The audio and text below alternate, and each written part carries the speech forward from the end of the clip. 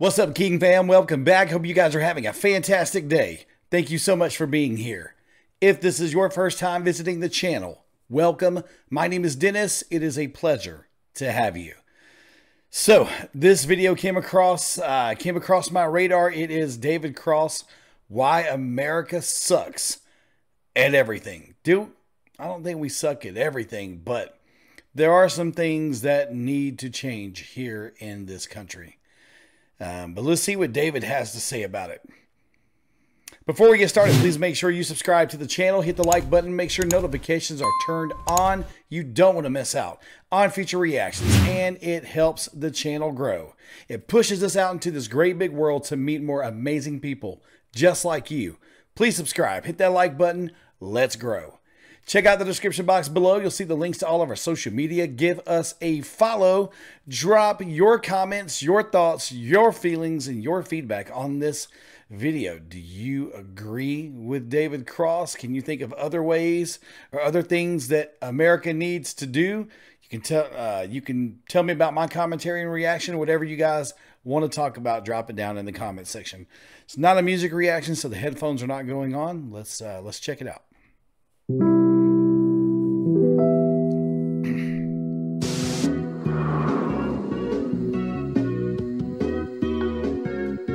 America is bad at everything. America continues to be bad at everything. Rat pageant. Okay. America is the greatest country on earth. The strongest, the richest, the most powerful country on earth. As an American, I'm sure you've heard that roughly 135 times a year. Sure have. 235 if you go to public school. 335 if you go to a Christian academy. We're told that Americans have the best lives of any people in the world. That we have low taxes, small government, and the highest living standards on earth. And, most inaccurately, that we're the freest. Well, it is partly true. America is the richest country, not just in the world. Who is this guy? He looks familiar to me, David Cross. This the guy from Alvin and the Chipmunks? But in the history of the world. It's really hard to comprehend just how rich we are. We have 18 million people who are millionaires. American households own about $100 trillion in wealth, an almost unthinkable amount of money. I'm on the lower side of that. Okay, so America is the richest country ever. But there's a curious paradox. Most Americans actually have a much worse standard of living than people who live in poorer countries like Germany or Finland or Britain. But how can that be? That shouldn't make any sense. Well, here's the shitty deal. Americans get significantly worse services because our tax dollars don't fund them. So, of course, our services are worse. And thus we enjoy less happy lives than people who live in the aforementioned countries. Not that... Yeah, our tax dollars go to everybody else except us. Keep taxing us to send it to other places. Difficult a concept to conceive, really. You get what you pay for, said the cartoon dog to the other cartoon dog. And while you might think the reason American tax dollars don't fund as many services is because we pay lower taxes than other countries, that's not even true. When you add federal, state, local, and sales taxes and include other costs and services that our taxes don't cover but other countries' taxes do, like our uniquely high health insurance premiums, you'll find that Americans actually give away more of their wages than most of the developed world. We certainly do. Like, we will pay the same tax on the same product so many times over. Just formed different ways. For example, in Canada, for a married worker with 2 kids, all of the previously mentioned costs combined, from taxes to health insurance premiums, make up only 11% of the average wage. Wow. In the UK, it's just about 26%. Meanwhile, once you tack on the cost of our outlandish health insurance premiums, you're spending a whopping 43% of your paycheck. Yep. That's more than France, Finland, Sweden, and Norway.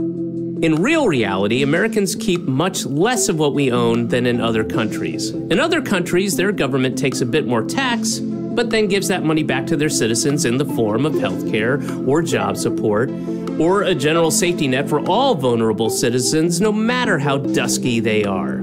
So what do Americans get for the money we pay in? Well, sure, we get a crumbling infrastructure, shameful homelessness, and millions of hungry, neglected children, but we also get some of the worst services in the developed world. Again, our healthcare. That's like the worst, like, elementary school newscast, like, images known to man. American healthcare is simultaneously the most expensive, the least efficient, and the least effective healthcare system in the developed world. Pretty much. Hey, the devil's trifecta. And in exchange for this extremely expensive, inefficient healthcare system, what do we get? Well, we get some of the worst health outcomes in the developed world. We have fewer hospital beds per capita than people in Turkey or Brunei. Americans have a lower life expectancy than people in Lebanon or Cuba. And in the Mississippi Delta and much of Appalachia, life expectancy is lower than in Bangladesh. Wow. In fact, in 2017, the United Nations sent a commissioner to West Virginia to document what he saw, and he described, quote, third world conditions of absolute poverty, unquote. Wow. My lady's mother is in the hospital right now, and the term practicing medicine could never, ever be more true than what I'm seeing right now. Even have a higher infant mortality rate than people in Russia and Serbia. In every single metric, America does worse across the board. So why is healthcare so expensive? Because it's so complicated. You have to look for Healthcare is expensive because it's a business. It's better to keep people sick, and having the pharmaceutical company pull money from the insurance companies. It's a cycle. It's legal money laundering. Network physicians schedule an established care appointment, beg for coverage from your insurance company that couldn't care less about you, and that's if you're lucky enough to have good insurance. Compare that to Britain and all of those other evil, socialist-like countries where it's simple. Public hospitals provide free treatment to people who need it. That's it. I'll repeat that.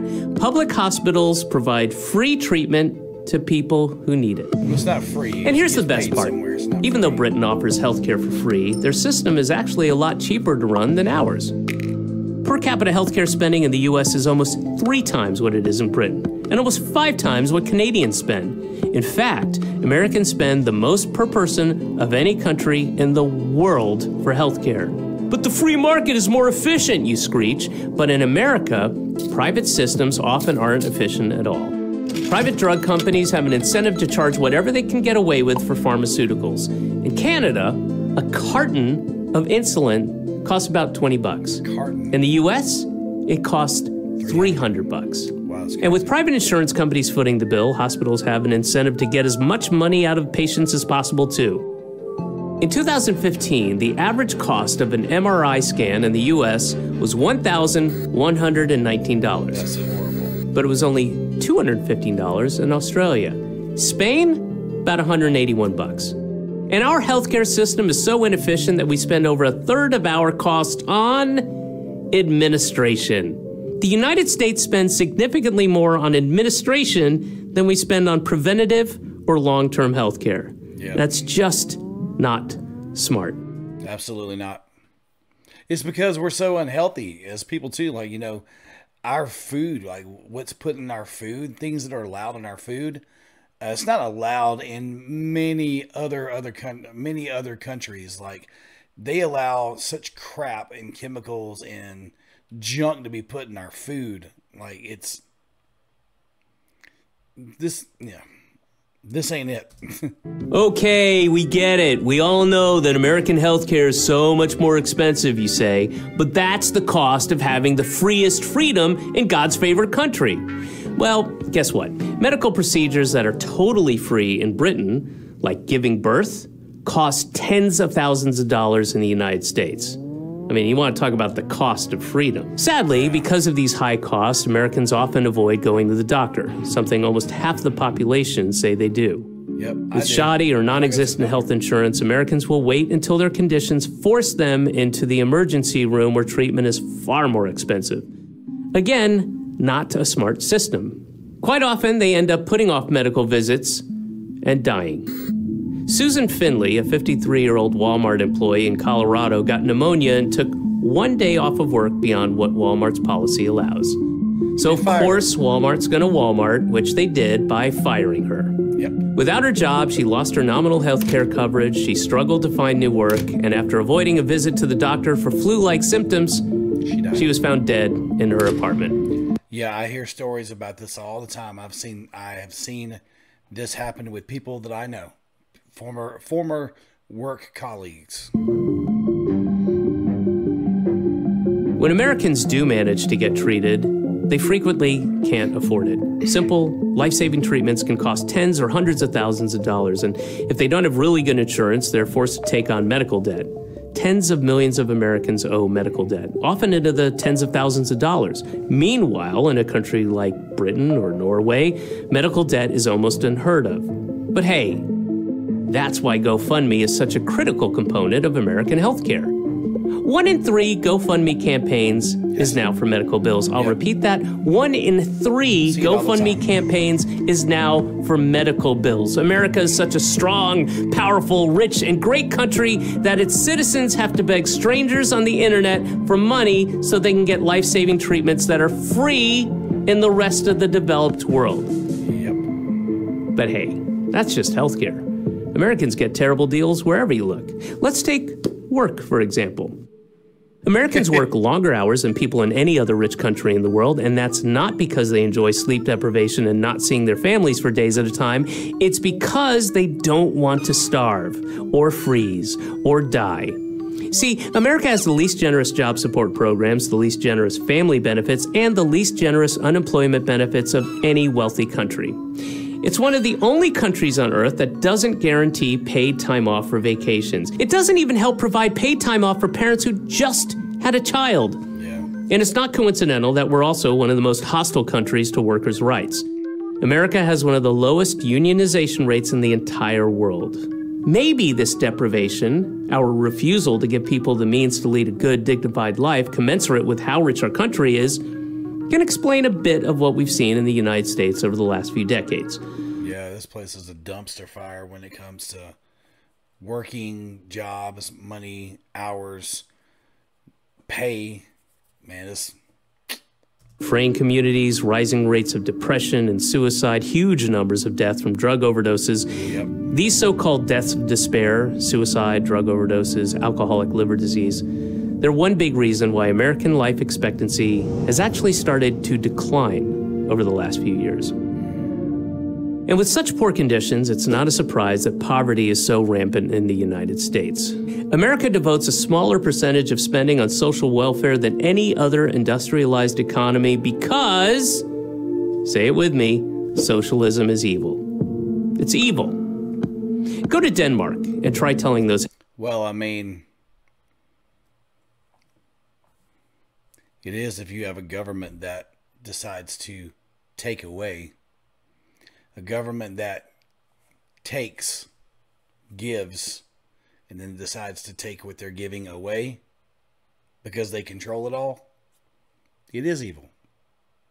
Ask Venezuela. Socialism is evil. It's evil. Go to Denmark and try telling those happy, healthy families enjoying their paid vacation that their system of government is evil. Guess what? I guarantee... It's not the system. It's the people and the intention behind it. You're conveniently leaving that part of it out, Mr. Cross. They'll know you're an American. But I digress. America also has the highest rate of child poverty of any developed country, and the highest percentage of workers earning significantly less than the national median income. That seems pretty evil to me. Especially since such a tiny fraction take as much of your money for themselves and their families as you will let them. All the while, both parties smile and shake hands. Oh yeah, the Republicans and the Democrats, man, that's professional wrestling. They fight on screen and then go have a beer afterwards. So yeah. Every single metric, no people accept a worse deal than Americans today. High taxes, high cost of living for next to nothing in return from the government. The most expensive healthcare system for the worst health outcomes. more money taken from workers for the highest rate of child poverty. We are the richest country in the history of the world, but we have fewer miles of high-speed rail than Uzbekistan. We are the greatest country in the world, yet we have the most people in prison of any country, and the highest incarceration rate as well. Well, that has to do with choice. People committing crimes doing choice. So, I mean, I get it where there's impoverished areas, the crime rates are higher, but people still make a choice. So that's a bit of a miss with me right there. High-speed rail than Uzbekistan. We are the greatest.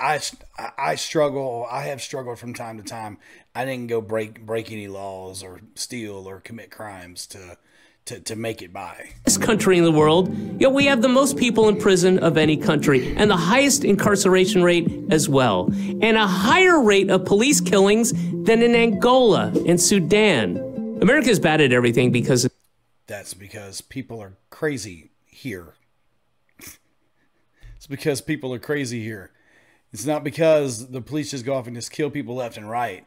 There are times when things are the police's fault. I'm not going to sit here and say that never happens, but the majority of the time, it's the person's fault for how they're presenting to an arresting officer. Like, come on, man.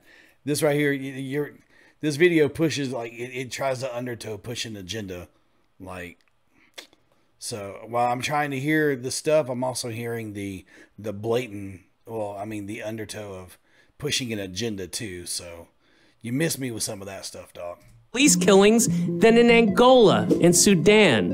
America is bad at everything because instead of choosing to make life better for people through a public healthcare system or more generous child care policies or better public transit or programs that allow people to spend more time with their families, American law is designed and crafted to protect a class of parasitical middleman industries. Instead of using a proportionally tiny piece of the massive amount of the wealth in this country to make people's lives healthier and happier, most of our elected leaders are, and have been for generations, engaged in a massive project of looting, gently and lovingly guiding as much money as possible from working people into the pockets of the well-connected and the ultra-rich. Think about. Well, I mean, it just goes to show you that everybody in the government, it doesn't matter what label they are, whether they're Democrat, Republican, or Independent, they are all in the same boat. They're all in the same boat. One person says, "Oh, we need to tax the rich. We need to tax the richest people," but the richest people also support those people that say that. There, I mean, that should make sense. You know, that right there just should make sense that they're all in it together. There's no such thing as two sides both trying to fight. They're all in bed together. From working people into the pockets of the well-connected and the ultra-rich. Think about that as we start hearing about the inevitable rise in homelessness, poverty, starvation, and sickness that will occur during these coming months and years in the greatest, strongest, richest, most powerful country on the face of the earth. I'm David Cross for the Gravel Institute. Well, I mean, there was some agenda pushing there. There is a lot of truth in this. We have the ability to be great. We have the ability to be a great country. There's a lot of things that need to be addressed. Number one, we need term limits. People don't need to be in there the rest of their whole lives. If our congressmen and women, people that are the elected officials in this country, if they, after office at some point would return to be private citizens living in the private citizen sector, then I'm sure the laws that they make would be a little bit different, and how they spend tax dollars would be a little bit different. Yeah, it's a cluster here. It's become a money grab. It's become a greedy. People are greedy. That's not how it was intended to be. That's how it is now. So yeah, America sucks in a lot of different ways. I love being an American. I love, I do love the freedom to basically kind of do whatever I want to do within the law, but I don't like how they suck us dry here, how they tax us to no end.